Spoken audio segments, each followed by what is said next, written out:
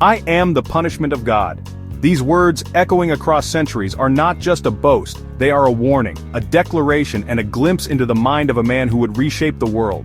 "If you had not committed great sins, God would not have sent a punishment like me upon you." Genghis Khan saw himself as destiny's instrument, a force unleashed upon the world for a reason.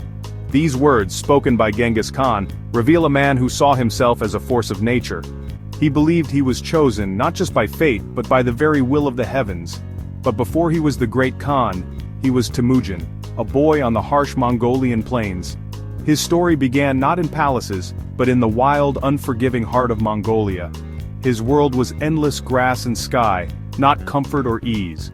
The land was beautiful, but it was also merciless, demanding strength from all who called it home. When his father died, his family was abandoned by their tribe, left to survive alone in the wilderness. They faced hunger, isolation, and the constant threat of enemies. Every hardship, hunger, cold, fear, forced Temujin to grow strong and resourceful. Each day was a test of will, a lesson in survival that shaped his character. He learned to rely on himself, to read people, and to survive not by privilege but by grit. He became a master of adaptation, learning from the land and from every challenge he faced. Before the legend, there was a lonely, determined boy. His dreams were shaped by hardship, his ambitions forged in solitude and struggle. His journey from forsaken child to world-changing leader is a story of struggle, not just power. It is a tale of resilience, of a spirit that refused to be broken by fate or by fear. Let's look beyond the myth and discover the real man behind the legend, the boy who would one day change the world forever. Temujin's life was haunted by betrayal, a wound from childhood, when his own clan cast his family out after his father's death. The pain of being abandoned by those he trusted most left a mark that would never truly fade.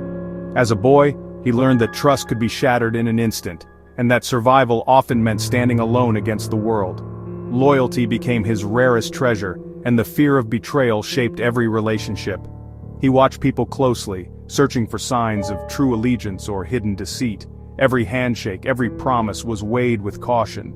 He tested those around him, rewarding loyalty and never forgetting a broken promise. Those who stood by him in hardship earned his trust, while those who faltered were never given a second chance.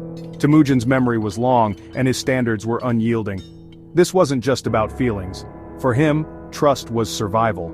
In a world where alliances shifted like the wind, a single act of betrayal could mean death for him and his loved ones. He built walls around his heart, but also forged bonds stronger than steel. He built his empire on merit, not bloodline, promoting those who proved themselves. Warriors from humble origins could rise to greatness if they showed unwavering loyalty and skill. This approach drew the best to his side, creating a force united by trust, rather than birthright. This was revolutionary. Loyalty and skill mattered more than family ties. Temujin's vision broke with tradition, offering hope to the outcast and the ambitious alike.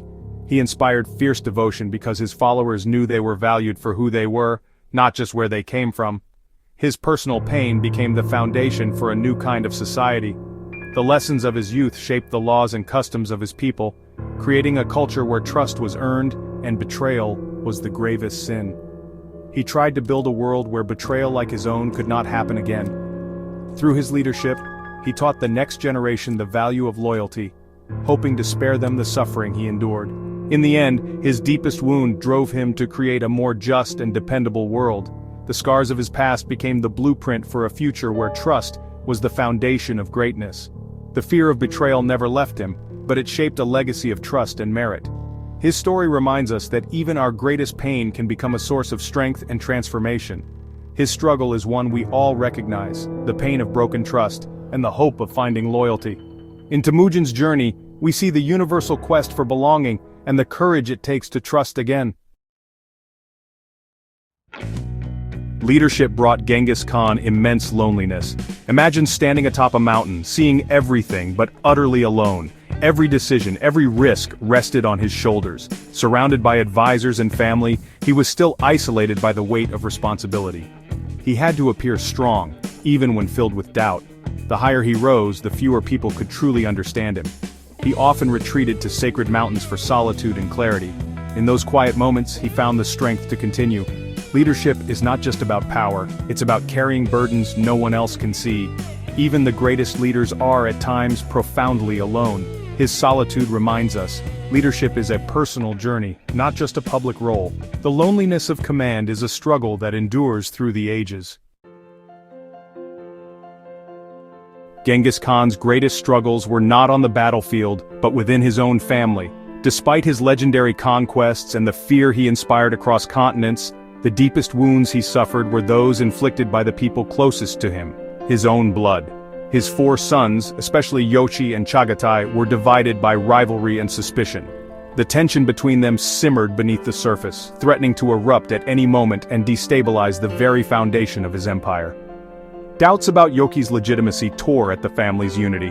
Whispers and rumors followed Yoshi everywhere, casting a shadow over his relationship with his brothers and his father. As a father, Genghis Khan watched helplessly as his son's conflict threatened the very empire he built. The pain of seeing his family unravel was a burden heavier than any armor he wore into battle. He could conquer cities, but not command his sons to love each other. The steppe, once a symbol of unity and strength, became a stage for their growing distance. The pain of family division was a wound power could not heal.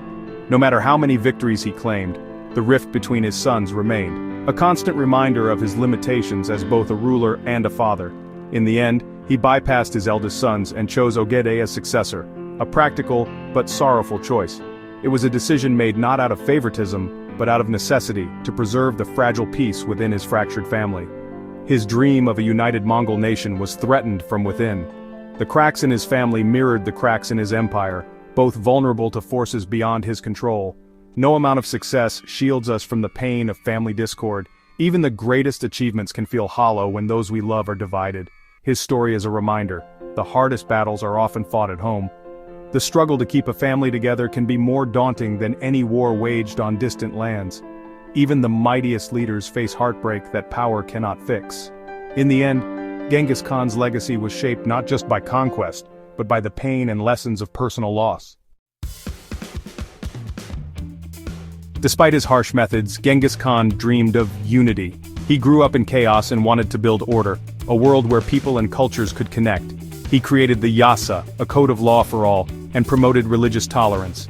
His empire became a network with the Yam system linking distant lands like an ancient internet. Merchants and messengers could travel safely across continents. He built bridges not just through conquest but by connecting people and ideas. His vision was ambitious, unity from diversity, order from chaos. This struggle is timeless. How do we build harmony in a divided world? His legacy is not just conquest but the groundwork for global connection. The dream of unity is as relevant now as it was then. Genghis Khan's greatest challenge was not conquering others, but bringing them together. Genghis Khan's struggles echo in our lives today. His fear of betrayal mirrors our own search for trust in a world of fleeting connections. The loneliness of leadership is felt by anyone who carries responsibility. Family conflict, rivalry, and heartbreak are universal, no matter our status. His story reminds us that power cannot solve every problem, especially those of the heart. By seeing his humanity, we see our own reflected back. Strength grows from hardship, even the powerful are vulnerable.